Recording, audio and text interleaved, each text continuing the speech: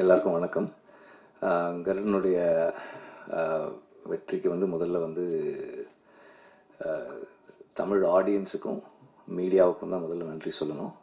ஏன்னா இன்றைய காலகட்டத்தில் தியேட்டருக்கு ஆட்கள் வரமாட்டுறாங்க, தியேட்டருக்கு வரமாட்டாங்க. ஓடிடியை நம்பி தான் நம்ம பிஸ்னஸே இருக்குது. லாஸ்ட் ஃபியூ இயர்ஸாக நம்ம அப்படி தான் மாடலே பண்ணியிருக்கோம். ஓடிடி சேட்டலைட் இதில் இன்வெஸ்ட்மெண்ட் வரும், தியேட்டர்கள் ஒரு போனஸாக இருக்கிற ஒரு ஸ்டைல் இருந்தது. அண்டு அதை மாற்றின இந்த வருஷம் ரெண்டாவது படம் அதை மாற்றினது தமிழ்நாட்டில். டிஸ்ட்ரிபியூட்டர்ஸ் இருக்காங்க, அவங்க சொல்லுவாங்க ப்ரொடியூசர்ஸ் இன்வெஸ்ட்மெண்ட்டை தமிழ்நாடு தியேட்டருக்கல்ல இருந்து எடுத்துக்க முடியும், மீதி எல்லாத்தையும் போனஸாக வச்சுக்கலாம் அப்படின்னு சொல்கிறதுக்கான சில படங்களில் கருடன், இந்த வருஷம் கருடன் அப்படி ஒரு படம். அண்ட் ஐ திங்க் அந்த மாடல் தான் ரொம்ப டெமோக்ராட்டிக்கான மாடல்னு நினைக்கிறேன். இப்போது ஓடிடியோ சேட்டலைட்டோ மற்ற பிளாட்ஃபார்ம்ஸில் அவங்களுக்கு எந்த நேரத்துக்கு என்ன தேவையோ அதை அவங்க வாங்குவாங்க, அவங்களுக்கு தேவையில்லாததை அவங்க வேண்டான்னு சொல்லுவாங்க. அவங்களுக்கு தேவையானதுக்கு நிறைய விலை கொடுத்து வாங்குவாங்க. அப்படி வாங்கும்போது நமக்கு சந்தோஷம் தான், நம்ம அதை வேண்டான்னு சொல்ல போகிறதில்ல. ஆனால் ஒரு ஃபில்ம் மேக்கராக, ஒரு ஒரு ஒரு ஒரு ப்ரொடியூசராக நமக்கு நேரடியாக திரையரங்குகள் மூலமாக மக்கள்கிட்ட படங்களை கொண்டு போகும்போது இருக்கிற சுதந்திரம் இருக்கு இல்லையா, படைப்பு சுதந்திரம் ஓடிடிஸ்க்கு போகும்போது இல்லை. இப்போது நமக்கு இருக்கிற சூழல் நம் படங்களை நம் மக்களிடம் கொண்டு போய் சேர்த்து அதுக்கான என்ன இன்வெஸ்ட் பண்ணமோ அதை திரும்ப எடுக்கிறதுன்ற அந்த மாடல் த மோஸ்ட்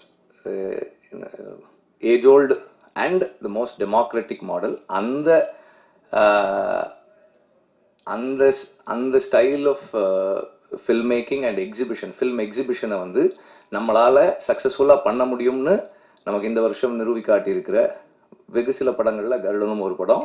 அண்ட் இந்த இடத்துக்கு அந்த படம் வந்திருக்கிறதுக்கு மிக முக்கியமான காரணம்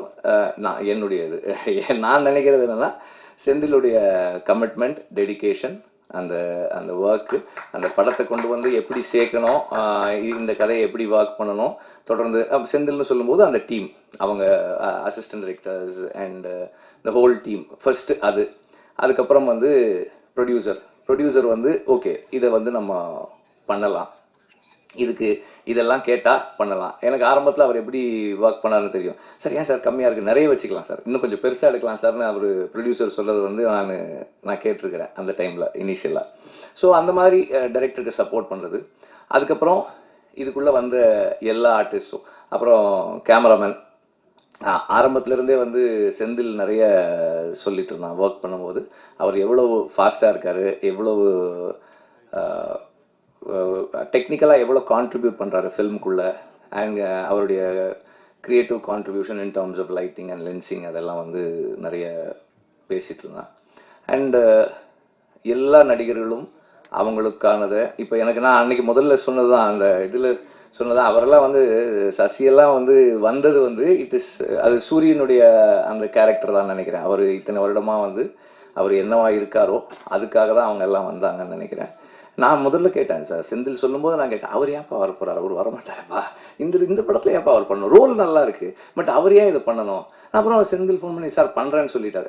செந்தில் சொன்னாரா சூரி சொன்னாரா தெரியல, ரெண்டு பேர் யாரோ ஒருத்தர் சொன்னாங்க. எனக்கு ஆச்சரியமாக இருந்தது, அப்படியா படத்துக்கு பெரிய ப்ளஸ்ஸாக இருக்கும் அப்படின்னு தான் சொன்னேன். நான் படம் பார்த்துட்டு நான் என்ன ஃபீல் பண்ணேன்னா, அவருக்கு இது ஒரு எக்ஸ்ட்ராடனரியான ஒரு கேரக்டராக இருக்குது அப்படின்னு எனக்கு இருந்தது. அவர் சொன்ன மாதிரி அவர் ஒரு விஷயத்துக்காக வந்தார், அது கூட அவருக்கு இன்னொரு போனஸும் இருந்தது.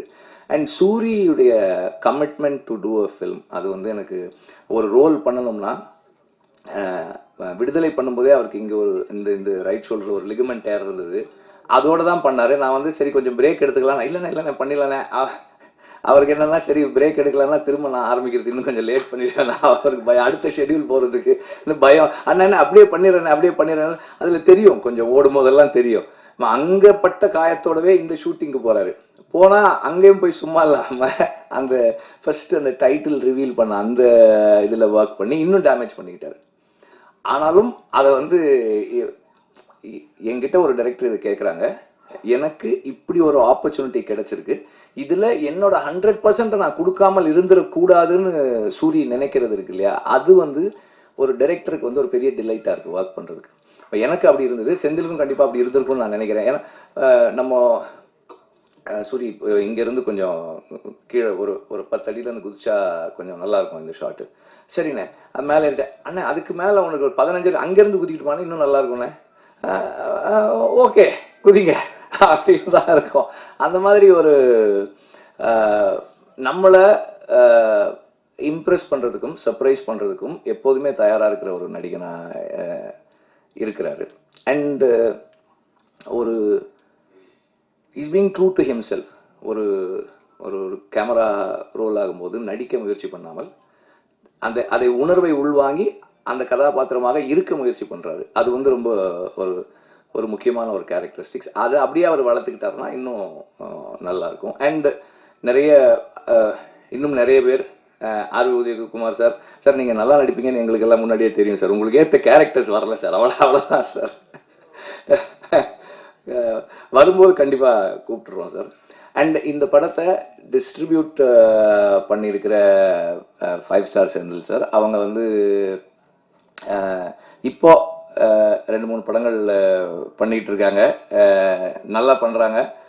அண்ட் இந்த படத்தை சரியாக கொண்டு போய் சேர்த்த இதுக்கு வந்து நானும் நன்றி தெரிவிச்சுக்கிறேன். ரொம்ப எஃபிஷியண்ட்டாக டிஸ்ட்ரிபியூட்டர்ஸ் எல்லாருமே நல்லா பண்ணியிருந்தீங்க படத்தை.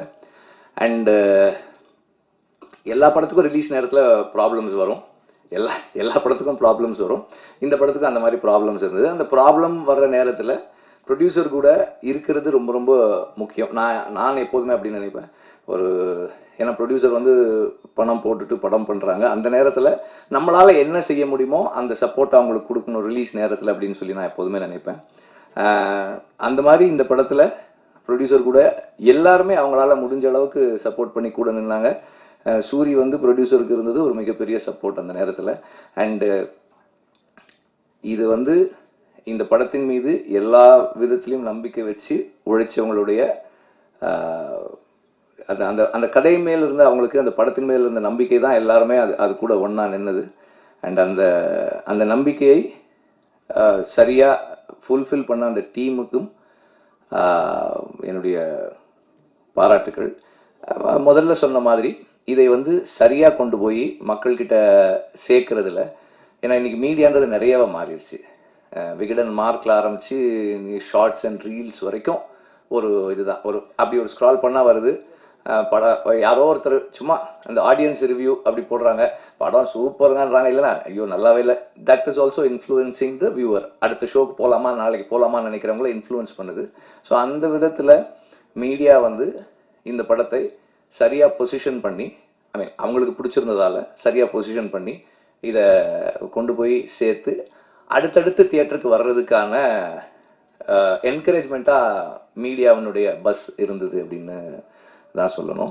அதே போல் நான் எப்போதுமே பிலீவ் பண்ணுறது ஒன்று, நாம் எவ்வளோக்கு எவ்வளோ நம்முடைய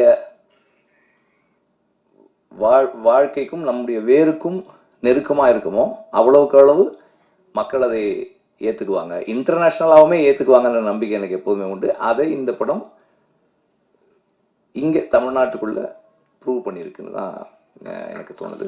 அண்டு இந்த படத்தில் பெரிய அளவில் சம்மந்தமே இல்லாமல் இந்த மேடையில் உட்காந்துருக்கிறது நான் ஒருத்தன் தான், ஏன் உட்காந்துருக்கேன்னு தெரியல.